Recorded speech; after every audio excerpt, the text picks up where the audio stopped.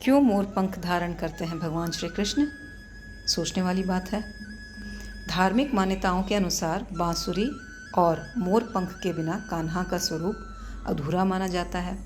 कृष्ण भगवान को मोर पंख बहुत प्रिय है। यही वजह है कि उनके मुकुट में मोर पंख हमेशा लगा रहता है।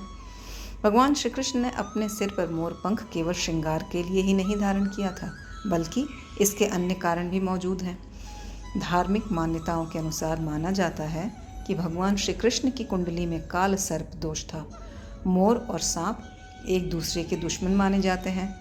ऐसे में यह माना जाता है कि मोर पंख धारण करने से काल सर्प दोष दूर हो सकता है। इसलिए भगवान कृष्ण मोर पंख को सदा अपने मस्तक पर धारते हैं। काल सर्प योग में मोर पंख को साथ रखने की सलाह दी जाती है। एक और मान्यता के अनुसार एक बार कृष्ण की बांसुरी पर राधा नृत्य कर रही थी। तभी उनके साथ महल में मोर भी नाचने लगे। इस दौरान एक मोर का पंख नीचे गिर गया।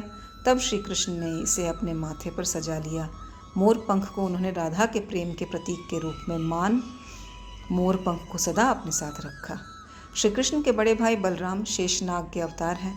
मोर और नाग एक दूसरे के दुश्मन हैं, लेकिन कृष्ण जी के माथे पर लगा मोर पंख यह संदेश देता है कि वह शत्रु को भी विशेष स्थान देते हैं।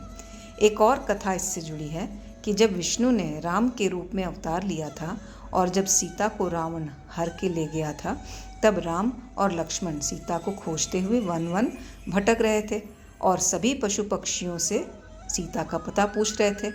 तब एक मोर ने कहा कि प्रभु, मैं आपको रास्ता बता सकता हूँ। रावण सीता माता को किस ओर ले गया है, परंतु मैं आकाश मार्ग से जाऊंगा और आप पैदल, इसलिए मैं अपना पंख गिराता हुआ जाऊंगा जिससे आप रास्ता ना भटकें।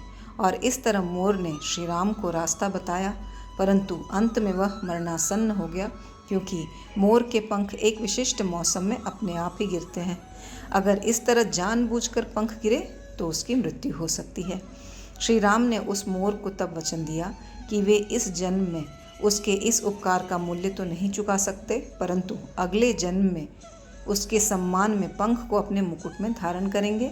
और इस तरह भगवान विष्णु ने द्वापर युग में श्री कृष्ण के रूप में अवतार लिया और अपने मुकुट में मोर पंख को धारण किया।